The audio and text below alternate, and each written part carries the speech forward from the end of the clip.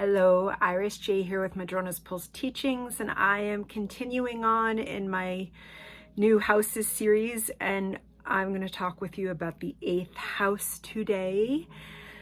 Whew, here we go, 8th house. This came by request, so I actually thought, yeah, we'll just go through the water houses. So at some point next, I'll do the 12th house, and then the next request was for the 1st house, so then I'll go to the fire houses. So that's the plan at this moment. I hope this finds you doing well. If this is your first time on my channel, welcome. I talk about astrology, spirituality, reclaiming, healing, thriving, all these things. Please do subscribe if you're interested in these things. Okay, so 8th house. I kind of, I was thinking about this house on my walk as I do through the woods. And I do think that when we talk about the 8th house, it can take us to some heady places. We can easily go into talking about philosophy, spirituality when we talk about the 8th house. So just kind of putting that out there that we may go into those realms.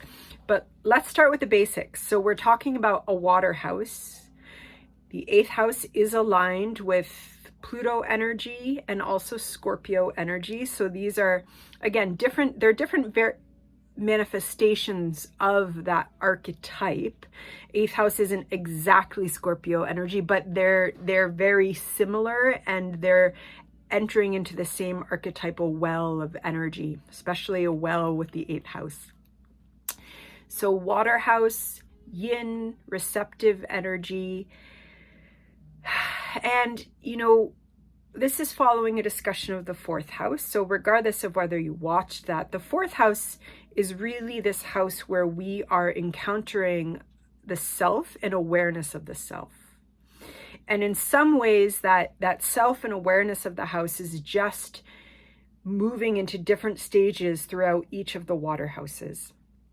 And so we start in the 4th house where we are really coming into this journey of self-awareness and what sometimes we call the individuating self. That is possible because we have self-awareness, and we're going within, and we're going within the psyche.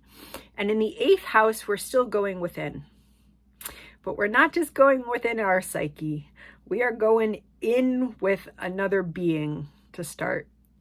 So before we start talking about the 8th house, I will go ahead and say that when it comes to the houses, the 8th and the 12th, there is a heck of a lot out there that I personally think is unfortunate, especially for folks that are just trying to learn about their chart and kind of teaching themselves along the way. It's really problematic if you are learning from folks like in this social media age who don't have a lot of experience with astrology, but they have a heck of a lot of experience with TikTok. And so they're just kind of using the medium, and they can get huge followings, but they're just reperpetuating some pretty standard stereotypes and kind of key phrases that, this is what happens on a lot of social media astrology, because it is always about the medium if we go into media theory. And so the 8th house is it's a very complicated house, and we'll see this with the 12th house as well. So if you are on my channel, if you've been watching some of my approaches to astrology, you know that I come also as a cultural theorist. I come as someone who has practiced radical trauma theory. I come as someone that is spent quite a lot of time learning about how we unlearn ideologies of patriarchy and colonialism and ideas of power over. And for me, a lot of the interpretations of the 8th house are steeped in a culture that is absolutely controlled by those ideologies, especially of power, and are steeped in a culture that is incredibly uncomfortable with the depths. And the 8th house is absolutely involving our depths. But, this is the thing, like every single archetype, every house, every sign has a shadow side. And so the 8th house is not just shadow. The 8th house is the depths. Does that have its own shadow side? Yes. Can we get stuck there? Yes. But it doesn't mean that if we have a strong 8th house energies, or if we have strong Pluto and or Scorpio in our chart, that we're just committed to living lives of taboo and we're going to betray everyone. And we're like, it's so unfortunate. So if that's your experience of the 8th house, my interpretation is quite different. So firstly, you know, if I had one word, I would absolutely say the house of transmutation. Okay, so this is a house in which we are here to transmutate. We are here to transform. It's a house that comes right after the 7th house. The 7th house, we've gone above the horizon. So until we get to the 7th house, we're on that bottom half of the zodiac. It's more of an internal realm. The 7th house is, holy smokes, there's people, right? And we're starting to encounter one-on-one relationships. In the 8th house, we're still learning about ourselves, but through one-on-one relationship dynamics. The 8th house, we go way deeper. So the first level of the 8th house to talk about is its intimacy. It is where we literally merge with another human being and we lose for a bit awareness of ourselves. Because that's what happens when we merge. That's what happens when we're intimate. We join and we can't always tell where my being ends and another begins. We lose boundaries. And this is part of the nature of the 8th house. It's part of being a water house where we're interacting with another person. The 8th house is a house where part of the archetype is that we actually lose the boundaries of ourself. From the perspective that part of learning more about our ultimate self, let's say self with a capital S, which is not something that can be actually fully cognitively understood. It cannot be categorized. It is constant. It is like a fullness of potential for what I am here to be, because capital S is going to take us into the 12th house. In the 8th house, we're learning about the self by merging with firstly another human being and losing a bit of our sense of self so that we re-emerge. Okay? And this is also a nature of relationship, a nature of intimacy. All types of intimacy. Yes, sexual intimacy, sexual relationships are part of the 8th house. So are the intimacy of deep friendships that never go to that sexual place. Okay? So in a culture that is incredibly uncomfortable with sex, the 8th house kind of just gets called this house of sex sometimes. It gets brought into the taboo through that. Can that manifest? Sure. Is that what the 8th house is ultimately about? Absolutely not. The 8th house is about actually how we merge with another being and then we re-emerge and we are changed. Our self-awareness is changed. It is also traditionally the house of death and rebirth. That's that transmutation cycle. That's also something that's going on within the psyche, within the sense of self. It's also not just in these cycles, it's also bringing in literal death and rebirth. That can come in some of the work we're called to do. It can come in through some of our experiences. Of course, if that is, you know, going into those planes of life and death, it's going to bring in experiences of grief and loss, and some of those can be themes that come in this house. But again, it's because this is the journey of the psyche going around the zodiacal wheel where we are ready to begin learning about the depths of experience.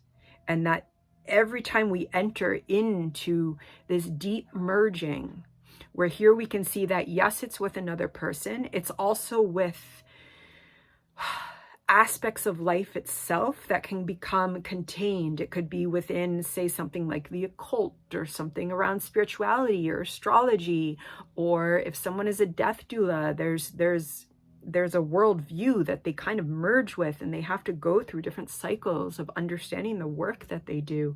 There is such an incredible richness to the 8th house that gets lost when our society focuses, in our society as astrology societies, focuses on this just, oh, it's the taboo. Oh, oh, you've got power struggle issues.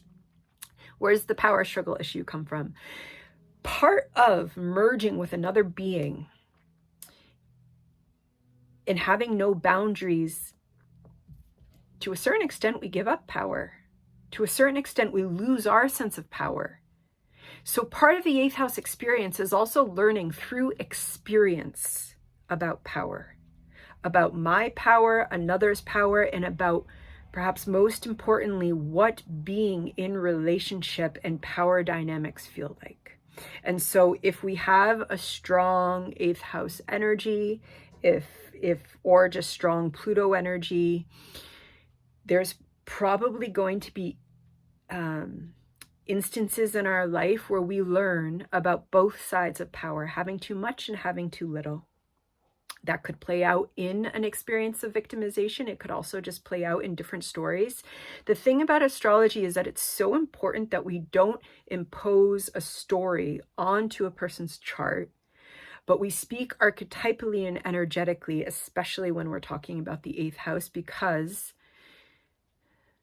I'm a trauma-informed practitioner. And when we impose story, firstly, unless someone has done an incredible amount of work on ourselves, and even then, our interpretations can absolutely bring in our own projections. And so there's so many astrologers out there that just look at a strong 8th house and they talk about death, they talk about abuse, they talk about deep spectrum experiences that firstly might not be. I've had lots of clients in the 8th house energies. They are going through transmutations, but they don't have certain stories that are just associated with the 8th house. And I've had 8th house clients that do, right? Astrology is not about predicting or just calling someone's story. It's about working with the energies as a co-creative reflection of the psyche's journey and evolution in this life. And what do you know? That's about the 8th house. Evolution. It's aligned with Pluto. So there's this idea that by going into these deep merging places, losing a sense of ourselves for a while through this intimate experience and re-emerging, it's part of our evolutionary experience. It's part of learning about ourselves. We're still learning about ourselves. We're learning about what it means to be bonded to another person, what it means to be bonded to a commitment or a spiritual study, not in a heady way, not in a way that I use astrology to create my worldview. That's 9th house. This is where I use that commitment to lose a sense of myself and learn about it purely through experiential learning. Purely through, we could kind of go into an embodiment, but this is embodiment that is happening through emotional bonding because we're in a water house. It's deep energy. There's also a flowing of my experiences into your experiences. That's going to be intense. Okay. It's supposed to be, because it's real. So the 8th house also collects the parts of experience. You know, this is also our own mental health in a perspective that it's our own depths. It's our own depths of experience. And in that respect, 8th house can come to represent journeys of mental health. It also just represents the experiences of being human that our society tends to push under the carpet and not talk about. Now, that is why it gets called taboo. But from an 8th house perspective, or from a scorpionic or plutonic perspective, it is not taboo. It is experience. This is what happened to me. That's not taboo. That was my experience, right? So it's super, super problematic when we project the taboo, especially onto childhood experiences. Unacceptable in my mind. Oh, that person, like, no, that was a depth of experience that this person was born into that is now part of their psyche and part of how they're sorting out their own extensions, where they end and another person begins, where their power ends and another person begins. And it's messy. The 8th house is messy. Messy because it's supposed to be messy. I'm just getting a super strong image. So we had like all this wood delivered and I was sick and I love stacking wood. So it just kind of sat there under tarps, and I'm finally better. And I'm stacking all this wood, and I am like hands going into like potato bugs and worms and spiders.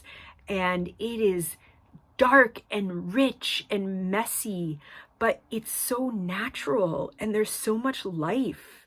And we are conditioned to be afraid of the depths. We are conditioned by a society that hasn't actually collectively owned the 8th house experience, okay? Because if we don't own the eighth house experience and we actually just say it's about taboo and death and we keep pushing that away, then we move into the ninth house and we start formulating a worldview, which is part of the ninth house, without a deep understanding of the depths, without a deep understanding of what it means to be on this human journey, let alone intimately bonded to another. Then we go into the next section of the zodiac, into the 10th house, and we create a world social structure and our role within that doesn't have a worldview and appreciation of, let alone my own experiences in the depths or others. Welcome to patriarchy. Welcome to colonialism. Welcome to marginalizing all those who don't fit into an idea of normal identity that is not inclusive, collective, or understanding the depths of human experience. Come into an eighth house in which we claim that, in which we collectively allow ourselves to understand that life is messy, that relationship is messy, that what pop psychology has called codependency is actually so much more complicated and also plays into gender roles and is at times just part of bonding when there's trauma present. And that instead of being good or bad, it just is. It doesn't mean that that's how we want to stay, but that it's a journey of relationship. It's a journey of intimacy. It's also a journey of love. When we hold that love is just everything that is present, it doesn't mean we want that relationship, but it does mean that love can be present. Instead of this binary, that's not love, that's I don't actually get behind that. That might not be a love I want, especially if we're going into like relationships where abuse is present, that gets more complicated. But there can still be love present and a relationship that cannot last. And this is just expanding into the depths so that then we move into the ninth house and we start formulating a worldview, a meaning-making structure that has passed through what we often call the journey of the dark night of the soul. Classic eighth house experiences. We come out and we form a worldview that can hold all of it. Then we go into the 10th house and we start organizing social structures that aren't afraid of what is real. And this is all part of what is coming up as Pluto is moving through the last degrees of Capricorn, because we've got Pluto aligned with 8th house energy, and we've got Capricorn, which aligns with 10th house energy. Okay, so the 8th house is complicated. It's rich. It is messy. And it is an essential part of this life. And so those that have really strong 8th house placements can be healers, can move through the veil, especially, I think you can have those experiences actually pretty young. And they might be a little confusing, especially if you're growing up in a community or a family that doesn't even really understand that language of going through the veil means something. And so that could create confusion. And then part of the journey is going to be claiming that identity and claiming those gifts and claiming that 8th house depths. It can also be mental health workers. It can also be folks who have mental health journeys throughout their own experiences, right? But again, we let go of the labeling of this is bad or you're not normal. It's just a depth of experience. And of course there's shadow. Of course there's getting stuck. Of course there's getting stuck in, let's say, the power imbalance and needing support. Because the 8th house, we are not on our own. The 8th house, we are allowed to bond to others. We're allowed to form relationships. And so if we are stuck in 8th house shadow, then it's ultimately also probably going to be a relationship that supports us getting out when we can form intimate bonds in which we can journey through some of the rawness that's probably been programmed from earlier intimacies and also repair it, because we are different now. We are older, we are more evolved, we are conscious. If those experiences were from childhood, we are adults now, and we regenerate. We go through a transformation. And it's important to understand with 8th house transformations, we are something else. That version of ourself is gone. So also if you have a lot of 8th house energy or sun in the 8th house, you may have gone through very different stages. One of the other things I do tend to say with folks, again, it depends, but this is a general, if you have a ton of 8th house energy, it is often important that you have a partner who understands transmutation, who can change with you. This is not a granted in relationships, but if you have a ton of 8th house energy, transformation is part of the game in this life, just like if you have a really strong Pluto energy. And so part of finding partners that we can continue healing and evolving with is that we have someone who understands that you might go through transformations and you might become someone very different. I just looked up and it was 2121. I just want to say this other piece because this was a question that came up, perhaps by the person that requested the 8th house. And it was a great question. I just wanted to speak to it because it was kind of, or it was more of a comment, not a question, but the way that, say, different traumas are going to show up, like in the 4th house in terms of ancestry, or in the 8th house in terms of, power imbalances, say, perhaps in a more intimate space. And on the one hand, that's a way that we can interpret energies, but I kind of wanted to speak to that as well, because especially if we come to astrology and we have experienced and survived a lot of personal trauma, I think it's important to acknowledge that that trauma can show up in every single house, or every single house with, and there's so many layers, because astrology is not deterministic. And the way that the way that I work with trauma in my own scholarship and practice is actually that trauma is not what is done to us or what we survive. It's the journey of the wound within myself and healing that, which is an ongoing nonlinear process. And so this is why, two people can survive the same traumatic experience and it can impact them completely different. It's why in feminist trauma theory, we say that no two survivors respond the same way. And this is why deterministic models can be very problematic. And therefore, one person could, it could show it more in terms of communication and finding one's voice. Another person, it could come in claiming space and taking up space physically. And it's going to show up archetypally in so many different ways. And so that's going to be, again, suggested in all the different aspects and all the different ways that planets and rulers and all these different cycles are speaking. And then healing journeys are going to come through different transits and the way the archetypes, there's so many layers to it. So when we're and trauma is a word that comes up with most of the with all of the water houses. So I just wanted to address that. I don't know if that was more confusing or not. And we could literally talk about the 8th house. I could easily go for another 25 minutes, but I'm going to stop.